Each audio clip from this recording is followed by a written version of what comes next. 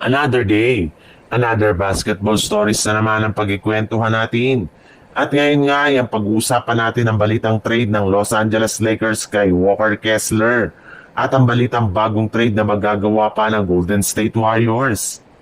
Maganda rin naman nga kahit papano ang ipinakitang performance kanina ng Lakers lalo na si Austin Reeves. Sadyang first time lamang nga nila na gamitin ngayong season ng ganitong klaseng lineup at rotation na siyang rason.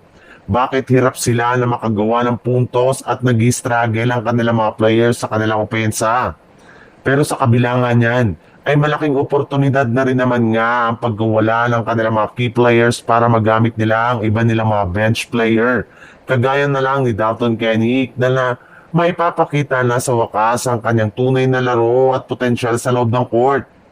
Nakapagtala na rin naman nga ito ngayong araw ng 16 points. At kapag nakuha pa nga niya ang kanyang rhythm sa mga susunod nilang laban ay hindi nga malabo na mag-improve pa ang kanyang galaw at makapagtala pa siya ng mas malalaking numero since inaasahan nga na mas tataas pang lalo ang kanyang playing time. Ngunit kung sakasakali man nga na magpatuloy ang kanyang pag-struggle, ay hindi malabo na i-trade na nila ito sa lalong madaling panahon para lamang makuha ang matagal na nilang target na si Walker Kessler.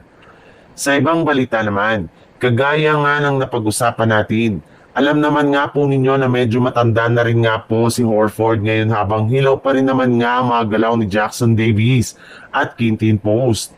Kaya kung meron mang isang center ang kayang makasabay kay Stephen Curry, eto nga ay walang iba kundi si Bam Adebayo na isa sa mga best big man ngayon sa NBA na merong kakayanan sa opensa at depensa. Kayang-kaya nga nito na gumawa ng malalaking puntos plus meron pa siyang rebounding at shot blocking presence sa ilalim ng basket.